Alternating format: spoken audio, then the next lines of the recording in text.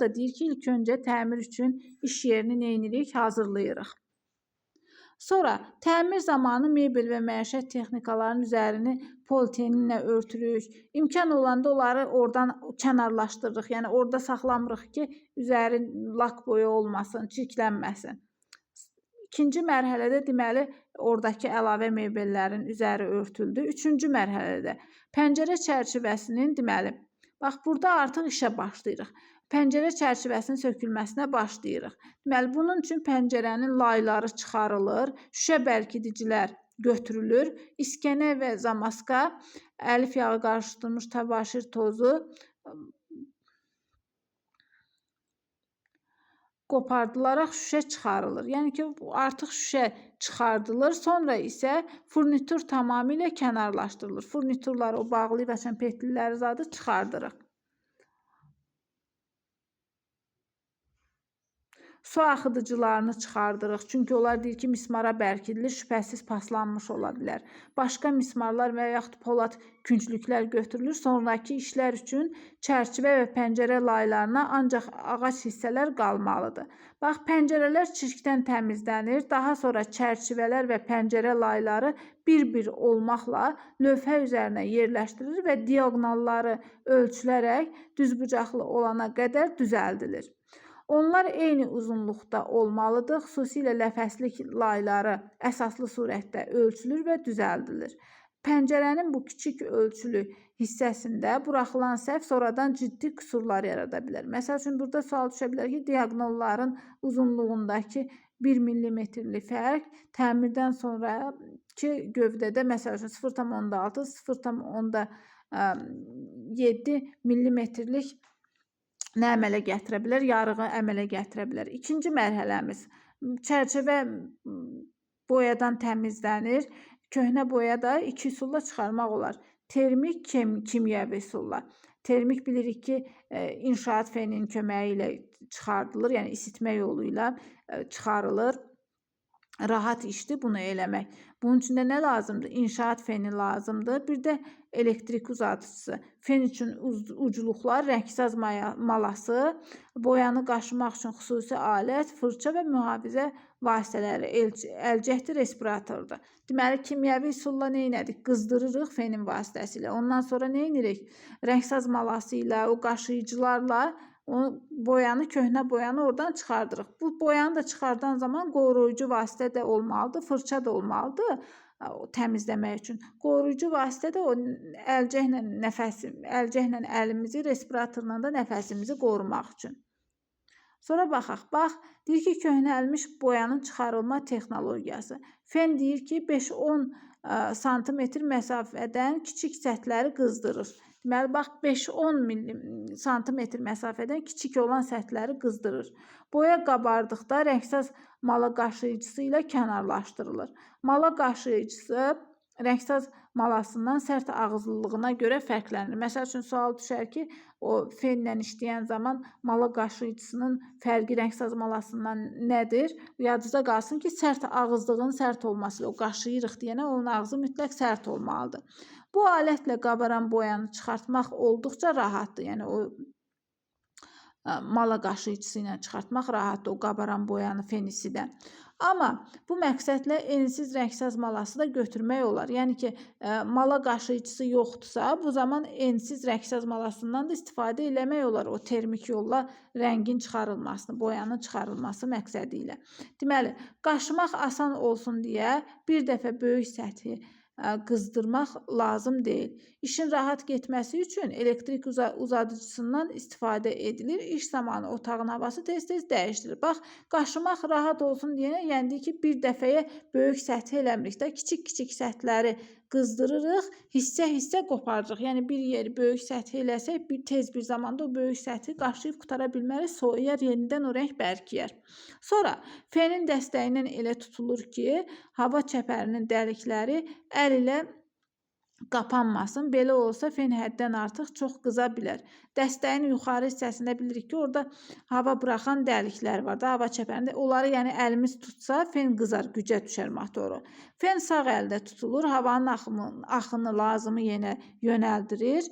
Boya köpüb qabaran zaman sol əldəki rəngsəz malasının köməyi ilə tez kənarlaşdırır. Deməli, sağ əllə feni tuturuq, sol əllə rəngsəz malasını tuturuq.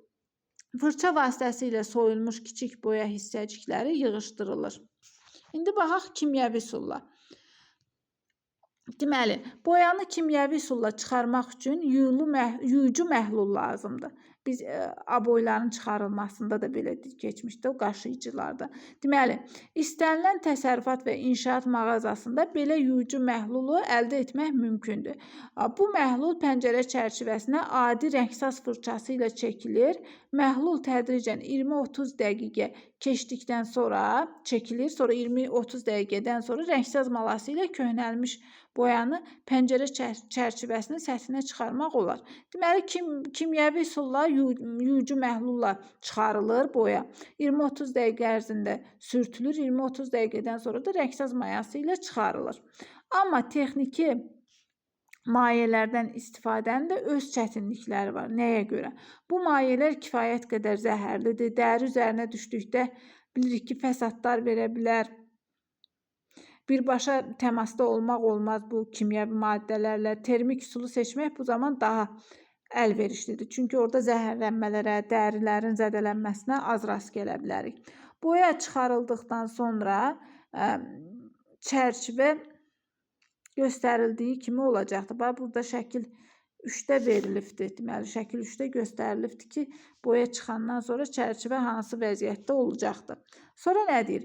İşin sonraki mərhələsi əlif yağı hopdurulmalıdır. Bu mərhələnin əsas məqsədi odur ki, sonradan istilik və kimyəvi üsulla məhv edilmiş çürüntü rüşeyinin təkrar inkişafının qarşısını almaq, köhnəlmiş oduncağın quruluşunu mümkün olduğu qədər bərpa etməkdir. Yəni ki, o çürümənin qarşısını almaq üçün, oduncağın köhnəlməsinin qarşısını bərpa etmək üçün, almaq üçün nə edirik? Əlif yağı hopdururuq, sonraki mərhələdə o cilalamadan sonra əlif yağı sürtürük.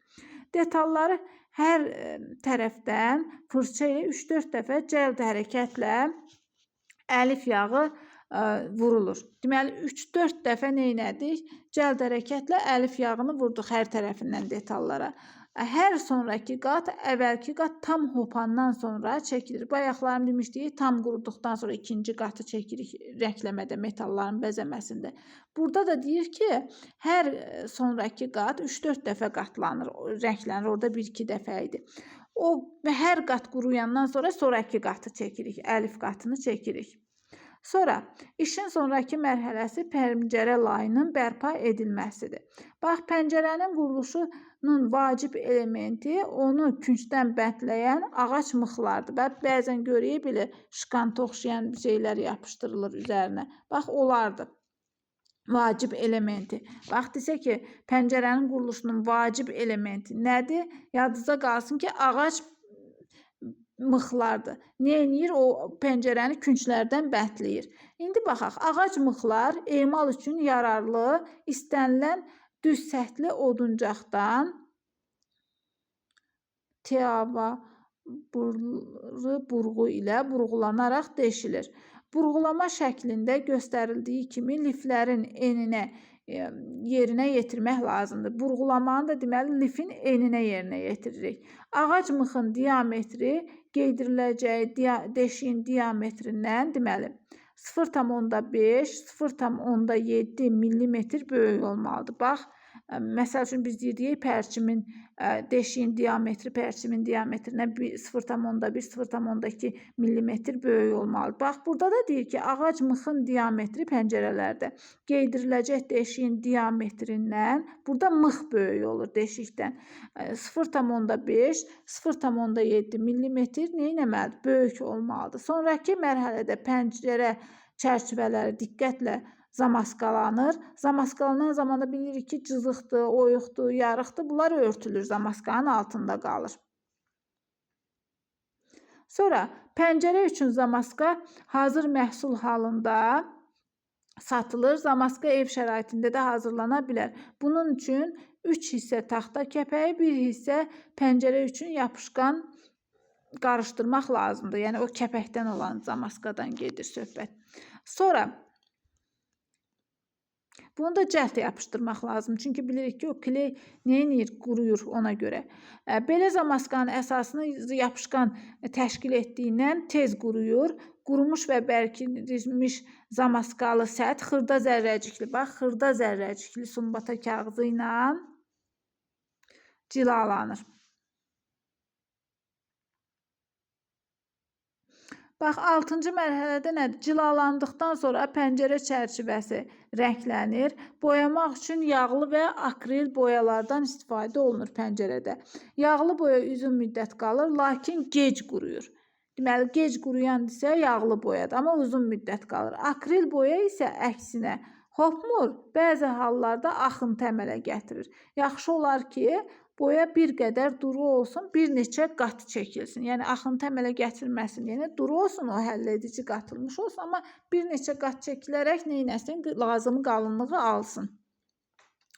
Əgər pəncərə şüşəsi çıxarılmayıbsa, bu zaman onu yapışqanlı rəngsaz lenti ilə çirklənmədən qorumaq olar. Yəni, kənarına yapışqanlı rəngsaz lenti vururuq, o kənarlar rənglənən zaman kraska olmur. Birinci qat çəkilmiş boya oduncağa hopmalıdır. O yaxşı quruduqdan sonra ikinci qat boyanı çəkmək olar.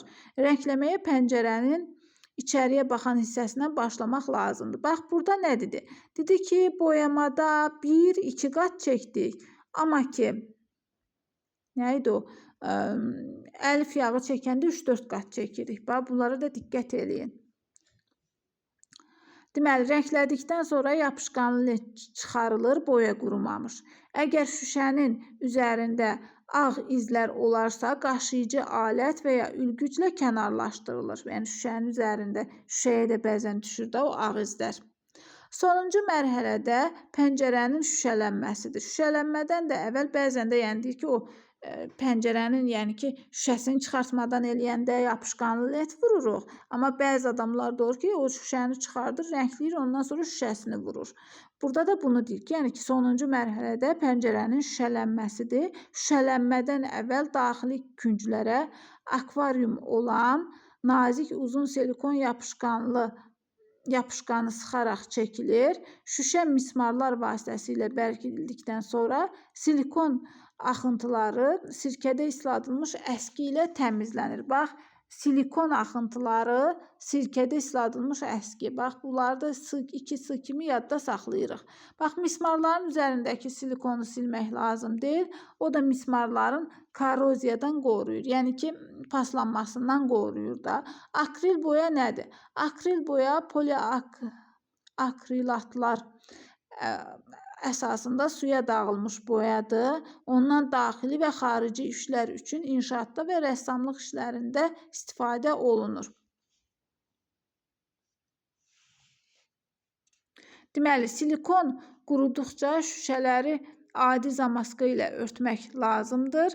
Əgər şüşələr şüşə bərkidiciləri ilə möhkəmləndirilibsə, onları əvvəlcədən boyamaq lazımdır. Yəni, o şüşə bərkidicilərini əvvəlcədən boyuyuruq, sonra ora taxırıq şüşənin yanına. Pəncərə şüşələndikdən sonra furniturlar quraşdırılır. Yəni, şüşəlirik, ondan sonra furniturunu da quraşdırırıq, hazır vəziyyətə gətiririk. İndi baxaq, bax, ağacdan hazırlanmış, deməli, pəncərə çərçivəsinin təmiri və quraşdırılması zamanı təhlükəsizlik qaydaları. Baxaq görək, bu pəncərənin quraşdırılmasında hansı təhlükəsizlik qaydaları var. Yaxşı işıqlanmanı təmin edin, əks halda zədələnmək ehtimalı böyükdür. Yəni, işıqlı yerdə təmir işini aparın ki, zədələnməyəsiniz. Böyük əşyalarla işləmək üçün möhkəm masa və kifayət qədər boş yer düzəldin. Yəni, böyükdürsə masamız da möhkəm olmalıdır ki, o ağırlığa dözsün. Sonra, mexaniki təmizləmə zamanı tamasanı, tircikləri, çərçivə detalları sıxmaq üçün nə edirik? Məngənədən istifadə edirik.